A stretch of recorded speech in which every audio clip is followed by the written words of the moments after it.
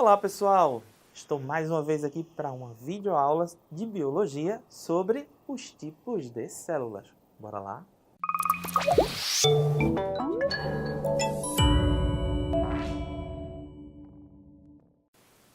Pessoal, em uma das nossas últimas videoaulas, você deve ter visto uma aula sobre células. Essa aula de hoje complementa aquela anterior. Então, se você não assistiu a de células, é bom você primeiro ver a aula de células e depois vem para essa, tá certo? Aqui nós vamos falar sobre os tipos de células. E quais são os tipos de células que a gente tem? A gente tem uma célula que é específica para os seres vivos, que são os animais, e temos uma célula específica para quem é do reino vegetal. Essas duas células têm algumas características em comum, mas também têm diferenças. E são essas diferenças que a gente precisa conhecê-las. Na aula de células, a gente falou que a célula, a unidade fundamental do ser vivo, tem três partes principais: a membrana, o citoplasma, o núcleo. E aqui a gente vai ver mais alguns detalhes. Então aqui eu tenho duas figuras, uma célula animal e uma célula vegetal. A célula animal tem membrana? Tem. Na vegetal também tem, porque ela é uma característica de toda e qualquer célula. Aqui eu tenho citoplasma? Sim. Aqui também. Aqui eu tenho núcleo? Sim. E aqui também. Essas três vão estar nas duas. Mas o que é que tem de diferente? Olha só, pessoal. Na célula vegetal, eu encontro aqui três estruturas diferenciadas. A primeira delas é esta estrutura chamada parede celular. A parede celular é exclusiva de uma célula vegetal, tá bom? Uma outra estrutura que a gente vai encontrar aqui é essa estrutura aqui, ó, que está parecendo um líquido, mas na verdade é como se fosse uma bolsa, chamada de vacúolo. Ela é exclusiva também de uma célula vegetal. Por último, e não menos importante, eu tenho uma outra estrutura importante aqui, ó, que é essa estrutura que está aqui apontada nesta seta, que é o cloroplasto. A gente vai descobrir cada uma das funções desses organismos, tá? Dessas estruturas celulares que estão na célula vegetal.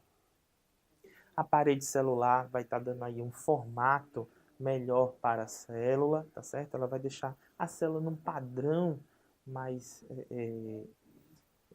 um padrão típico, característico, tá certo? Deixando a célula sem muita mobilidade, mas ela também está protegendo ali a membrana.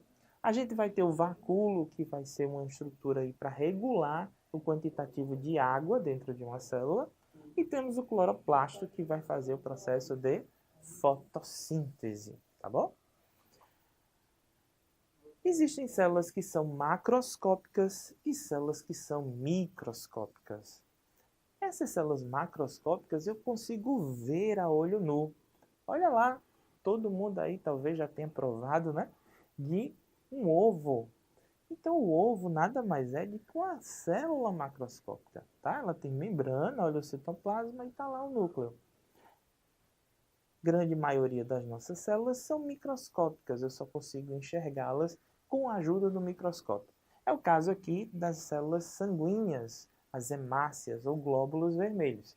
Todas elas são microscópicas.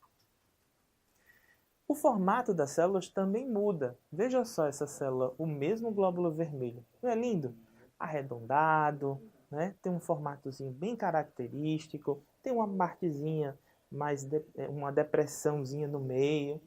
E olha esta outra célula, gente. Olha o formato desta célula. Parece aí que está cheia de galhinhos, né?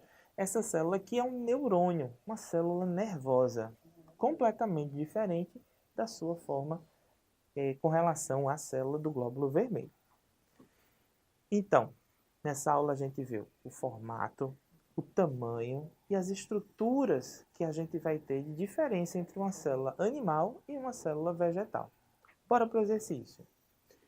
A professora distribuiu aos alunos algumas fichas contendo em cada uma delas o nome das partes básicas das células.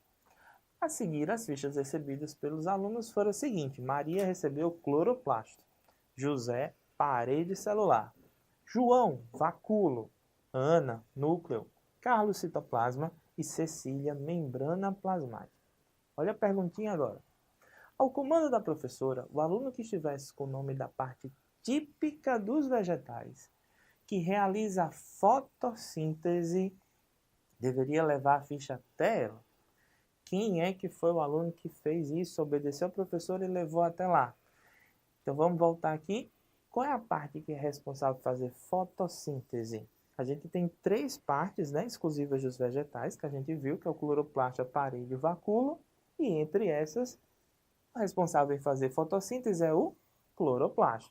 Então, quem tem que levar é Maria. É a resposta correta. Tá bom, pessoal? Então, para você ver esta aula e outras, você usa o nosso aplicativo, na nossa plataforma você baixa, acessando aí ITV Interativo. E a gente se vê na nossa próxima aula.